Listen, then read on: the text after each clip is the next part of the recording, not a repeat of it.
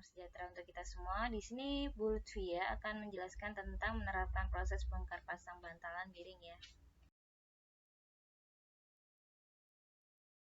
Di sini bearing adalah elemen mesin yang menumpuk poros yang mempunyai beban sehingga putaran atau gerakan bolak-balik dapat berlangsung secara halus, aman, dan punya umur panjang.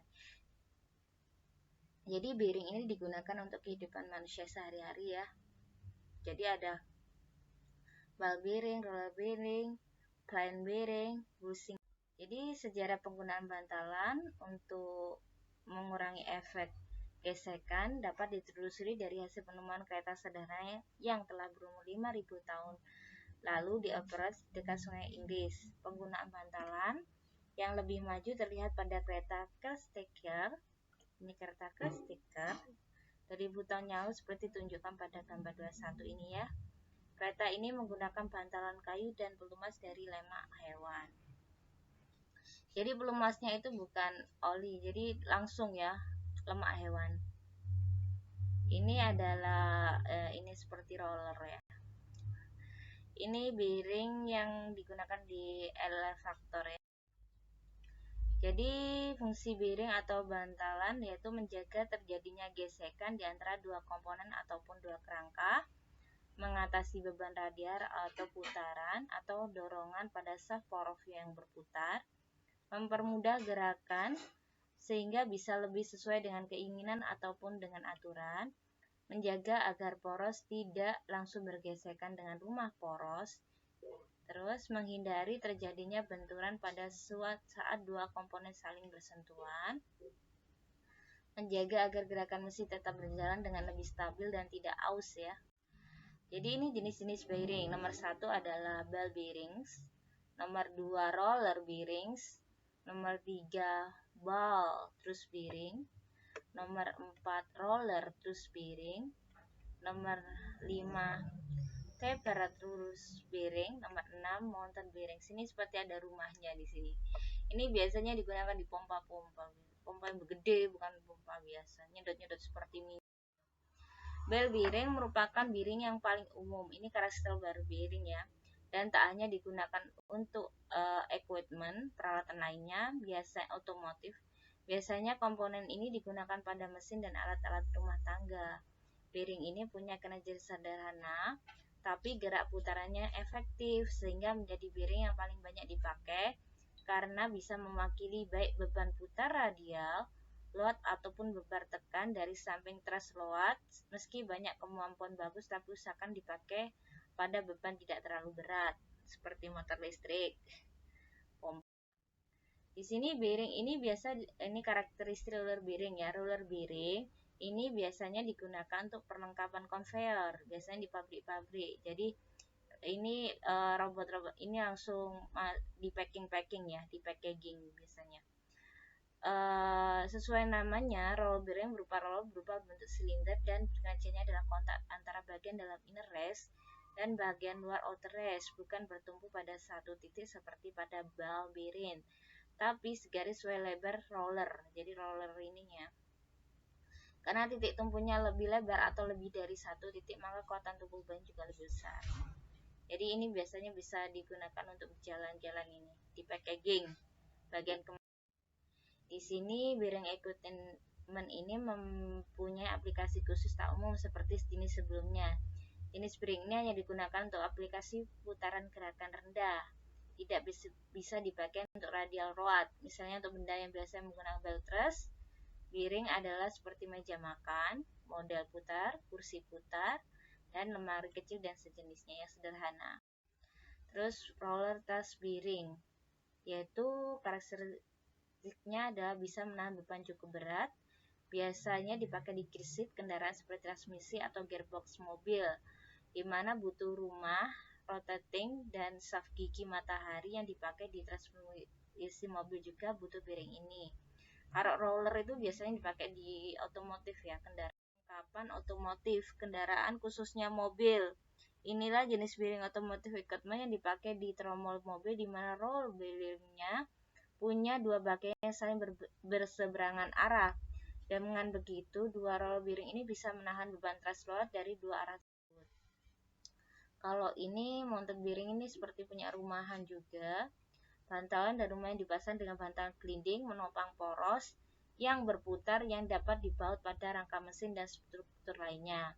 Jadi di sini dia itu lebih hemat biaya dan mudah digunakan. Ini alat pengguna APD ya, kalau kita mau membongkar pasang bongkar piring, yaitu satu helmet atau ini helm, kacamata, terus sarung tangan plastik, sarung tangan kulit, sepatu safety dan baju kerja. Terus ini alat bantu utamanya itu biasanya taker ya, kalau mau memasang atau membongkarnya, mengambil bearing.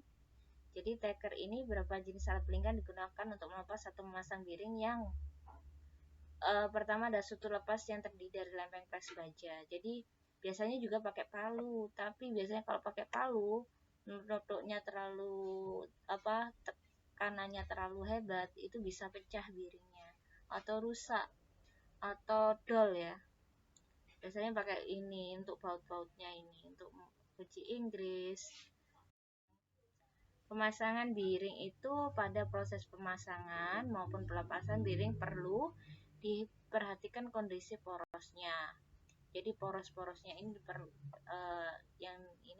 diketahui. Pemeriksaan ini dimungkinkan untuk melihat kesejajaran ataupun penyimpangan yang terjadi pada suatu poros baik secara vertikal maupun secara horizontal. Pemeriksaan akan dilakukan dengan menggunakan dial indikator sebagai alat yang untuk mengukur. Dengan hasil pemeriksaan ini, maka proses pemasangan dan pelepasan bearing akan semakin efektif. Jadi dibersihkan dulu, terus dikasih minyak pelumas oli biar gampang ngambilnya. Pertama-tama ini kan dia harus dibersihkan ya, jadi nggak boleh ada kotoran karat biar nggak susah gitu. Terus ini ada hammer, diduduk, plus driving, kondisi bersih, tonjolan plus. Terus jangan membuka pembungkus bearing sebelum bearing tersebut siap untuk dipasang. Sepen debu maupun kotoran yang masuk dalam bearing sebelum dan selama dapat menyebabkan loss ya, yang kalau nggak bersih. Jangan melakukan modifikasi apapun terhadap bearing. Jadi jangan dimodifikasi. Bearing dibuat dengan toleransi yang sangat ketat untuk memenuhi tingkat akurasi yang tinggi. Jadi kalau dimodifikasi nanti bisa berubah. Pada proses pasang bearing ada beberapa metode pasangan. Metode tersebut digunakan karena ada poros pengguna sesuai kapasitas sesak atau longgarnya. Metode ini dipilih disesuaikan sesuai posisi bearing. Hal tersebut dilakukan agar bearing tidak mengalami kerusakan pada saat pemasangan. Metode pemasangan bearing tersebut adalah metode paksa dan metode pemanasan. Jadi di sini ada pemasangan bearing secara metode paksa ya ini. Jadi metode paksa ini yaitu menekan. Jadi menekan agar bearing tepat pada dudukan poros. Setelah sesuai bearing dengan dipukul dengan palu plastik, jangan palu keras, palu plastik. Pada saat pemasang bearing perlu diperhatikan beberapa hal. Memasang bearing dengan menggunakan hammer dapat menggunakan kerusakan karena tumbukan yang keras tadi ya. Pasanglah bearing dengan menggunakan alat press yang melingkar atau bentuk lain yang dapat menekan permukaan bearing yang dengan beban rata yang pakai tracker tadi. Terus pemasangan metode pemanasan yaitu merendam pada oli panas, terus menggunakan oli bersih, terus memasukkan ke dalam oli. Suhu yang diperlukan pemanasan itu jangan terlalu panas, grafiknya harus diperhatikan. Terus untuk mencegah adanya celah yang akan timbul seperti pemuaian, maka panasnya itu tidak boleh lebih dari 120 derajat Celcius. Terus ini metode bearing oven hampir sama. Metode pemanasan juga digunakan dengan bearing oven juga. Bearing oven, bearing harus kering dengan keadaan ini dipanggang. Press giring bearing pada saat menggunakan metode press giring tidak boleh dipanas lebih dari 120 derajat Celcius. Kalau ini tidak menggunakan oli ya. Metode berikutnya adalah induction heating. Metode pemanasan ini digunakan untuk inner rings dari cylinder roller bearings. Bearing harus kering hampir sama.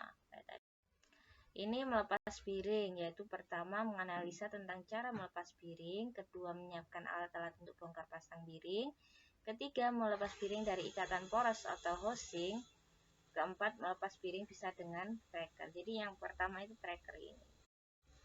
Terus cara menguji hasil pemasangan bearing yaitu melihat putaran bearing. apakah seret atau tidak.